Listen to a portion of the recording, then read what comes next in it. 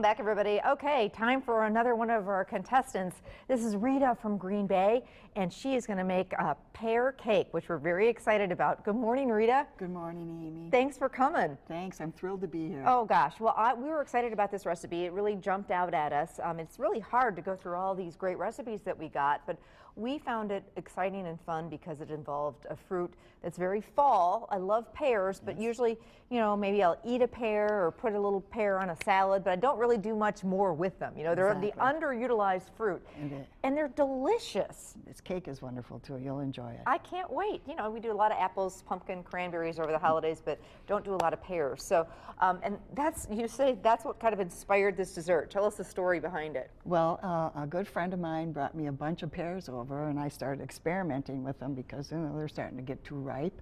And I came up with this cake recipe, and actually this is like the 4th time I'm making it. So you got more pears than you know what to do yes, with. Yes, and that's a good way to use up pears. Well, and so you peel them, it looks like. Peeled them. And then you shredded them. Tell us how that worked. How'd you do that? Because that seems like that's the most work of the recipe. It was the most work, actually, and I have a salad shooter. Okay. So after I peeled them, you know, I just cut the pears off and put them in my salad shooter. Actually, it goes quite fast. Really? Okay. Yeah. How many pears? 6 to 8 to a recipe. Because you need 3½ cups of shredded pears. Okay. So sometimes they're smaller. Yeah, sometimes, depending on the size. Okay. No, so and if you don't have a salad shooter, a box grater would work. Food processor. Could you really finely dice them? Would that work too? You think? I think it would work well too. Okay. Very fine. Okay. So there you go. Basically 6 to 8 pears, or 3½ cups of shredded or very, very, very finely diced pear. So that's done ahead of time. Do you need to do anything to keep them from turning or anything like that? I shredded those yesterday and they're fine. They turn a little bit dark, but that gives the cake a little color. True, very true. All right, so put me to work here. Okay, well, we start out with a cup of oil. Okay. And canola or vegetable, or does it matter? I use canola. Okay. I like canola. Okay. And 1¼ cups of sugar. Okay. And I kind of mix those together with the beater. Okay. You love to bake, right, Rita? I love to bake. I love to bake. What are some of your other specialty dishes? I make a wonderful pumpkin banana bread. Ooh, that's very good. That does sound good. That sounds very good. And a rhubarb upside down cake. Well, you got to come back and make that one sometime. That sounds good. When it's rhubarb season. It's not rhubarb season now, but another time. When it's time, it's a wonderful recipe. And after you've got that well incorporated, I just add the eggs. Okay, so we've got 4 eggs. 4 eggs. Can you add them all in there? I add them all at once. Okay. Yeah, I do. I add them all at once. It's really easy cake to make. Very fast. And it's always better the next day. Oh, really? Good. So this is a make ahead too. Yeah, it really is. It really is. And it makes a nice 9 by 13. Gonna make a nice big cake. Kind of whip that up kind of a little light and fluffy a little bit. Okay. No big rush. You tell me when. So we want it to kind of... I'm going to add the vanilla right now, though, yeah. Okay? Because I add the liquid ingredients first, and that's 1½ teaspoons. Okay. Smells good already. Oh, it sure does. That looks pretty good, Amy, I think. Okay.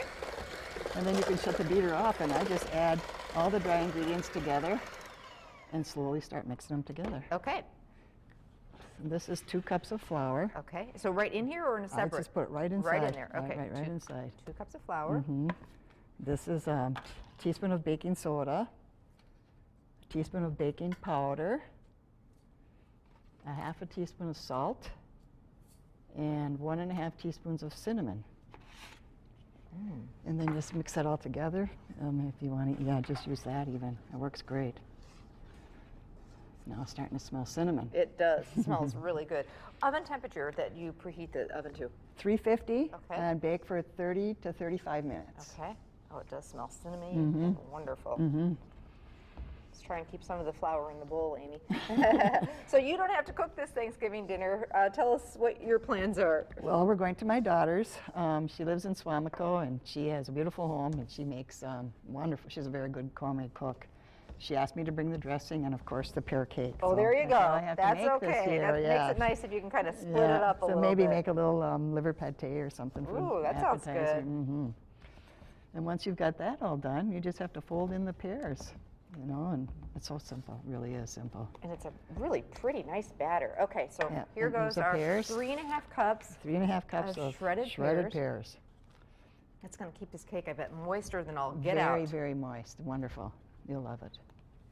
Now, if you're trying to get things done ahead of time, which is what we've been talking about all week, can you make this cake ahead of time and keep it refrigerated for a day or two? Absolutely. Okay. Absolutely. Actually, I made this cake yesterday, and so it'll be better today.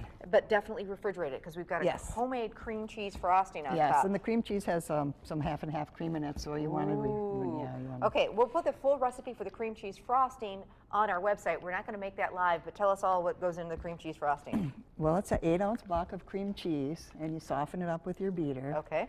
And then you add 2½ cups of powdered sugar, 2 teaspoons of vanilla, and then you add half and half cream until it's the right consistency. It's very simple to make. That too. sounds wonderful. And it does set the cake right off. Oh, yeah. Makes it good. And then you pour that in here, Okay. and that's it. Simple.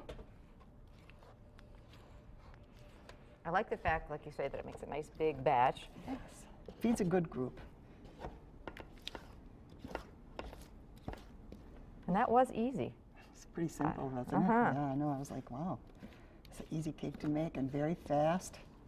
You'll enjoy it. It's very good. So my grandkids they'll be the first time they're trying it. Oh, I'm sure they're going to They all love called it. me up last night. It's like, are you going to be on TV? Oh, that's so cute. Well, say hi to them. I will for sure. What are their names?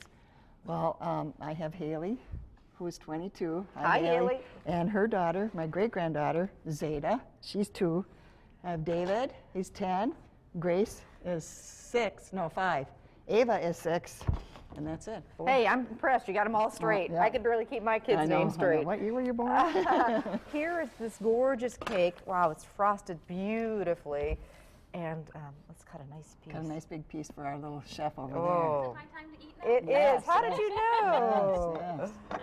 This is gorgeous. Oh, cream cheese icing. Yeah, Oh, and something yes. different with the pear. I think that's just such a neat The little pears- twist. The pear is wonderful. Look at that. It cuts Oh, just, you can tell it's moist as moist. all Moist, get out. yeah. Yeah, absolutely. Ooh, yum. All right, dive in there. Miss Lindsay Brooks from Runaway Spoon. She is a well-known area pastry chef, has a catering business, probably getting pretty booked up for the holidays, but you might be able to get a hold of her and have her do some baking Yes, for you. yes. Oh, wonderful cake. Absolutely. Super moist. And the cream cheese icing is perfect too. Thank you, Lindsay. Yeah. Thank you very much. And I'm always looking for reasons to use pears. My in-laws have a pear tree, and we get pounds and pounds and pounds of pears. So I exactly. actually have never made a pear cake with them. So I'm intrigued by Now it for you sure. can, now you can make your There own you pear go. cake. Thank you so much, Rita, You're for very sharing. welcome. So who is going to be the big winner? Is it going to be Helen with her pumpkin praline cake with homemade whipped cream on top? Or is it going to be Rita with this wonderful pear cake with the cream cheese frosting? Lindsay Brooks, you poor thing. I would not want to be in your Oh. shoes. Yep, told you we probably saved some of the best for last. So we're going to find out who the big winner is coming up in just a minute.